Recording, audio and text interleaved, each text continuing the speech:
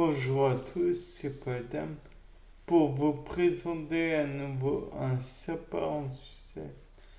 Et cette fois-ci, je me suis demandé si on pouvait dire que Georges Cuvier avait raison, à savoir que tous les mammifères se ressemblent au niveau du squelette.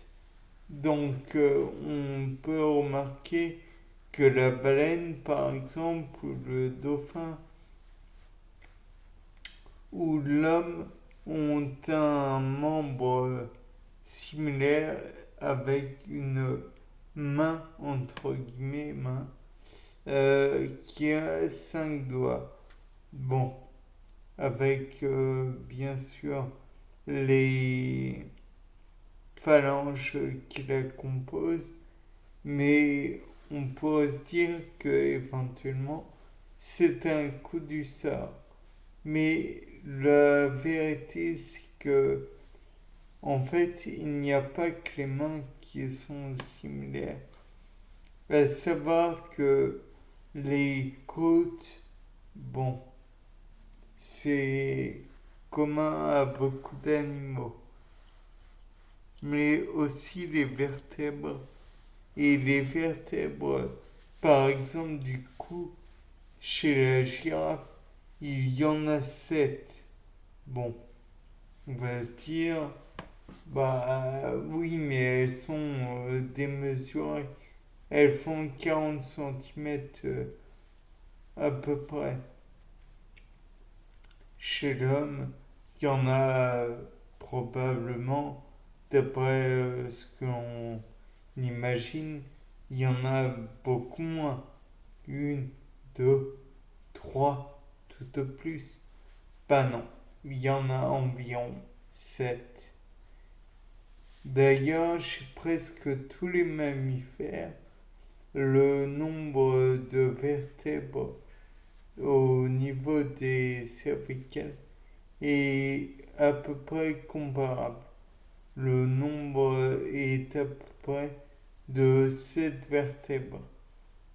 Vous imaginez les mouvements que l'on peut faire grâce à comment dire, nos vertèbres.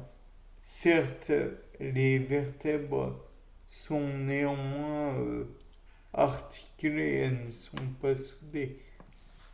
Et en plus, il y a nos chers amortisseurs, les disques intervertébraux qui, au fil des années, vont se tasser et à la fin, on aura perdu quelques centimètres éventuellement. Je ne sais combien. Néanmoins, ce que l'on peut se dire, c'est que dans le cas de la girafe, le sang, à mon avis, après, je n'ai pas la preuve, mais pour être véhiculé jusqu'au cerveau, le sang doit être sacrément pompé, entre guillemets, grâce au cœur, puisque s'il ne peut pas arriver jusqu'au cerveau, la girafe finit par tomber dans les pommes, si je puis dire, se pâmer, s'évanouir, comme toute personne en fait. Puisque si nous aussi, nous n'avions pas cet apport en sang au cerveau, nous n'aurions pas d'oxygène pour le cerveau. À terme, il va fermenter et les fermentations d'use d'un quelconque organe n'est en règle générale pas bon pour l'être humain du moins.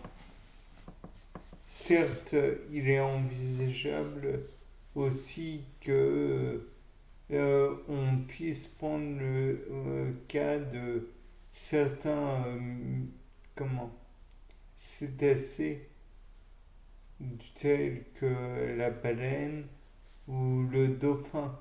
Et là, on pourrait se dire, oui, mais comment font-ils pour donner du sang riche en oxygène? L'apnée. L'apnée pourrait retenir beaucoup d'oxygène dans le sang de chaque animal et permettre ainsi qu'il soit sous l'eau sans problème. Bien sûr, il faut considérer le fait qu'il y ait beaucoup d'hémoglobine pour prendre en charge la quantité de dioxygène importante pour les organes et le fonctionnement du cerveau. Surtout que je ne sais pas si vous vous êtes fait la réflexion, mais la baleine est grosse, très grosse. Donc le fait est que si elle doit faire bouger son corps en apnée, il faut beaucoup d'oxygène. Tout comme les à peu près 2 mètres, je crois, du dauphin. Il faut beaucoup d'oxygène pour permettre ces mouvements. Bien, je pense que ce n'était pas très poussé, mais déjà un début de réflexion. C'était Paul Dame pour un nouveau Sapin. Au revoir.